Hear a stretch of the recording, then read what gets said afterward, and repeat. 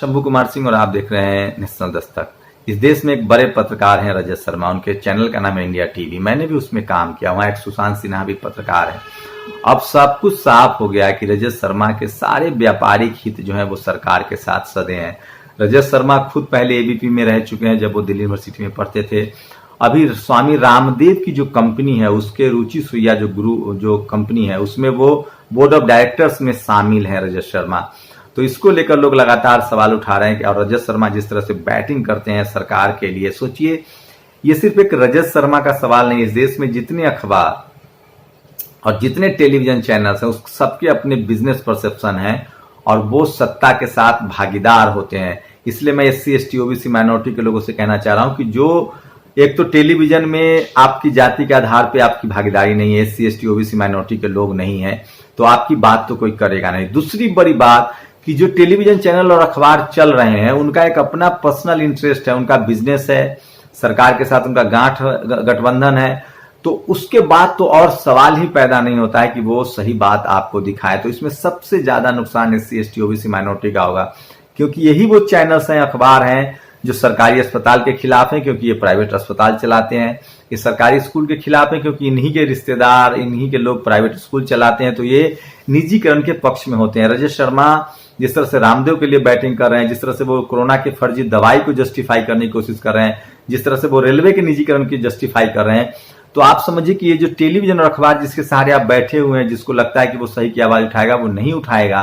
क्योंकि उसकी दो वजह हैं जो आपसे सूट नहीं करता है। तो जाति की वजह से वो आपको सूट नहीं करता है और दूसरी बड़ी बात उनका बिजनेस है।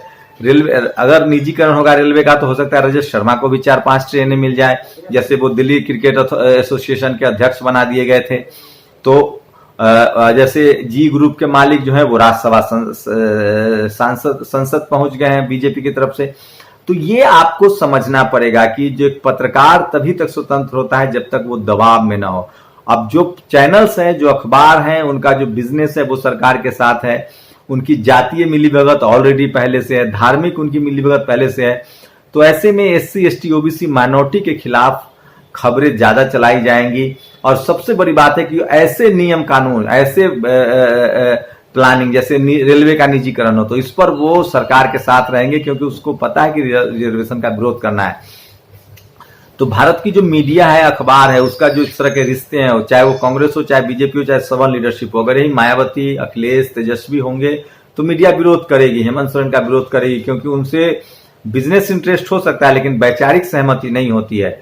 तो इसलिए मैं कह रहा हूं आपको टीवी पर परहेज करना होगा, मीडिया पर परहेज करना होगा, अखबार से परहेज करना होगा। और वो कभी भी आपके हितों की बात नहीं करेंगे, क्योंकि उनका खुद का हित जो है वो जाति की वजह से, बिजनेस की वजह से और धर्म की वजह से वहां जुड़ा हुआ है। ऐसे में बहुजनों के पास एक वैकल्पिक मीडिया बनता है और टीवी अखबार आपके आरक्षण के पक्ष में कभी नहीं बोलेगा, जैसे मीडिया नहीं बोलती है, जैसे जुडिशियरी नहीं बोलते हैं। और इसकी सबसे बड़ी वजह है भागीदारी। जो सोशल मीडिया है उस पर आपकी भागीदारी है तो वहां आपकी आवाज उठ रही है, लेकिन जो बहुजन मीडिया है, सोशल मीडिया, वहां आपकी बात उठ रही है। लेकिन जो मेन स्ट्रीम मीडिया जिसको आप कह रहे हैं टीवी अखबार, वहां आपकी बात नहीं उठेगी, क्योंकि वहां या तो जनरल कैटेगरी के लोग हैं जिनकी वैचारिक सहमति, जातीय सहमति और धार्मिक सहमति है RSS बीजेपी के साथ, और दूसरा उनका बिजनेस का इंटरेस्ट भी है। तो किसी कीमत पर आप पत्रकारिता की उम्मीद नहीं कर सकते हैं। हाँ, ये ईमानदार पत्रकारिता तब करेंगे जब कोई मायावती, जब कोई अखिलेश, जब कोई तेजस्वी यादव, लालू यादव हो सत्ता में। जैसे अभी यूपी में इतनी बड़ी घटना हुई लेकिन योगी जी से सवाल नहीं पूछा जाएगा। अभी मोदी जी का लद्दाख टूर आपको दिखाएंगे, लेकिन यही अगर लालू यादव की सरकार होती या मायावती की होती तो कहते जंगल राज है। तो ये महीन खेल आपको समझना पड़ेगा, और अगर आप नहीं समझ पा रहे हैं तो ये आपके सरकारी स्कूल हो, सरकारी अस्पताल हो, रिजर्वेशन हो, SC ST OBC माइनॉरिटी का कोई आंदोलन हो, इसके पक्ष में मीडिया कभी खड़ा नहीं होगा, क्योंकि वो आप उसको सूट नहीं करते हैं।